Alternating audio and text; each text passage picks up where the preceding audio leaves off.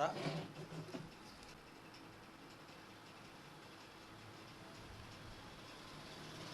Photo sir last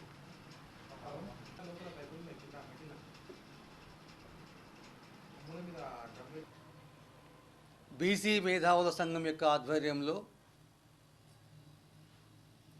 గతంలో అనేక కార్యక్రమాలు మనము బీసీ మేధావుల సంఘం ద్వారా తీసుకునబడింది.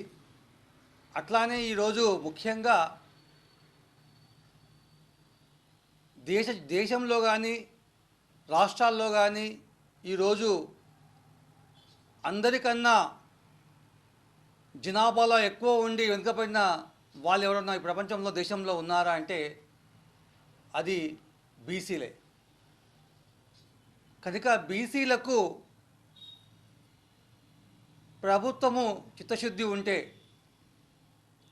ఈ యొక్క బీసీల పైన సౌతల్లి ప్రేమను చూపడం అనేది ఎంతవరకు న్యాయం? అందుకోసమైనా ఈరోజు ప్రతి బీసీ కూడా నేను సైతం నా జాతికి, నా రాష్ట్రానికి, మా వాళ్ళకి ఏమి చేయాలనే యొక్క కాన్సెప్ట్తోన ప్రతి ఒక్కరూ కూడా ముందుకు సాగే రోజులు వచ్చాయి. భారత స్వాతంత్ర ఉద్యమంలో కూడా ఆనాడు కూడా అధిక సంఖ్యాకులైన బీసీలే అన్ని ఉద్యమాల్లో పాల్గొని ప్రాణాలు పోగొట్టుకున్నారు. అట్లానే తెలంగాణ ఉద్యమంలో కూడా చాలామంది శ్రీకాంతాచారి కావచ్చు, పోలీసు కిష్టయ్య కావచ్చు, అట్లా ఎంతోమంది ఉద్యమంలో వాళ్ళ ప్రాణాలు కూడా బలి చేసుకున్నారు. అట్లానే ఇప్పుడు కూడా ప్రజలు కూడా అందరూ కూడా ఈ గ్రామస్థాయి ఎన్నికల్లో అందరూ కూడా సిద్ధంగా ఉన్నారు. ఎప్పుడు గ్రామస్థాయి ఎన్నికలు జరుగుతాయి, మా యొక్క సత్తా ఏందో చూపించాలనే యొక్క ఉద్దేశం చేత ఈరోజు ప్రతి గ్రామంలో, ప్రతి పట్టణంలో, నగరాల్లో అంతా కూడా 1000 కళ్ళు పెట్టి చూస్తూ ఉన్నారు. మీరు అనుకుంటున్నారు ఏదో అన్ని పథకాలు ఇస్తున్నామని, కానీ రియల్గా ఏదైతే ఉద్యోగాల్లో కానీ, విద్యారంగంలో కానీ, రాజకీయ రంగాల్లో కానీ ఎన్ని అవమానాలు. కనుక ఈ అవమానాలన్నీ కూడా ఇంకెంతకాలం మేము భరిస్తాం? మేము పల్లెకి మోసే బోయిలము కాదు, బోయిలు కూడా రాజ్యాధికారం మేలే. మా సాహు మహారాజ్ ఆనాడే 50% రిజర్వేషన్ కల్పించి ఒక రాజ్యాంగం ఆనాడు ఆయన రాసిన రాజ్యాంగం ఆ రోజు సాహు మహారాజ్ ఎంతోమందికి, డాక్టర్ బిఆర్ అంబేద్కర్ లాంటి గొప్ప గొప్ప వాళ్ళకి ఎంతోమందికి విద్యాపరంగా వారు స్కాలర్షిప్ ఇచ్చిండ్రు. అనేక రకాలుగా వాళ్ళను సమాజంలో 50% ఇచ్చి ఆదుకున్న వ్యక్తి సాహు మహారాజ్. కనుక ఆ సాహు మహారాజ్ యొక్క శిష్యుడు మన యొక్క అంబేద్కర్. ఆయన కూడా అనగారి కులాలకు ఒక ఆదర్శ దీపికగా ఉన్నాడు. కనుక ఈరోజు మేము కూడా విద్యార్థి లోకానికి ఇప్పటి నుంచే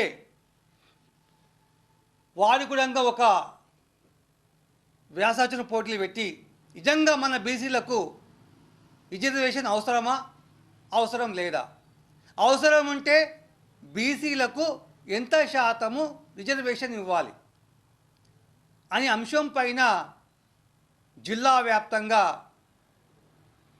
మేము ఆగస్టు 5వ తారీఖు రోజు వ్యాసరచన పోటీలను నిర్వహించడం జరుగుతుంది.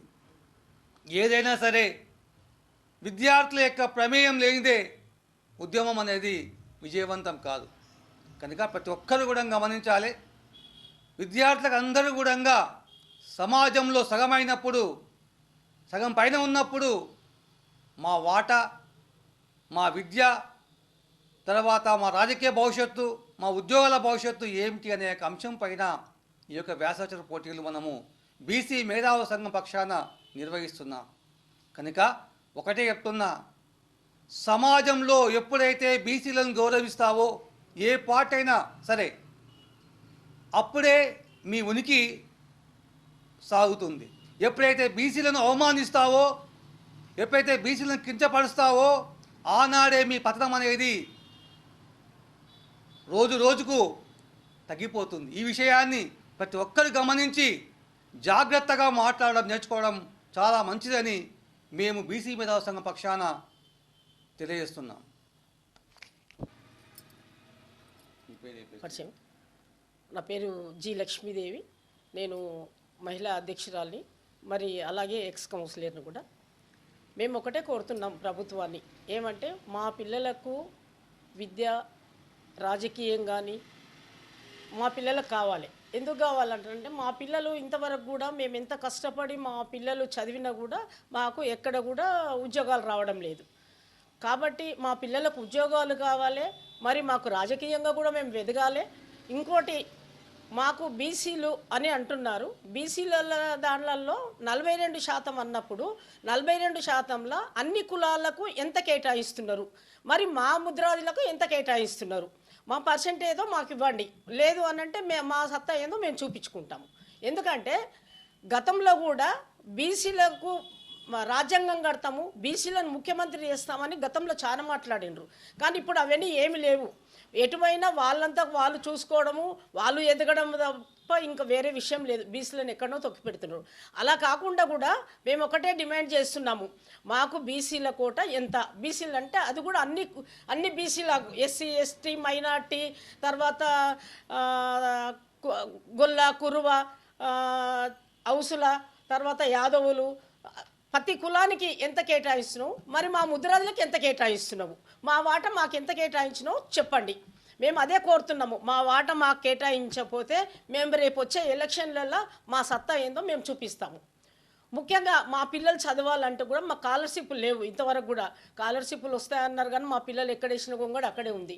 మా పిల్లలు ఊర్లలో నుంచి వచ్చి చదువుకుంటున్నారంటే వాళ్ళకు కనీసం ఒక భవనం కూడా లేదు. ఆ పిల్లలకు ఊర్లలో నుంచి వస్తున్నారు, చదువుకుంటున్నారు, ఏ రాత్రికో ఊరికి వెళ్తున్నారు. అలాంటి పిల్లలకు కూడా మాకోటి మంచిగా హాస్టల్ కట్టించాలి మా ముద్రాజు పిల్లలకు, బీసీల పిల్లలకు అని మేము ప్రభుత్వాన్ని కోరుతున్నాము. Thank you.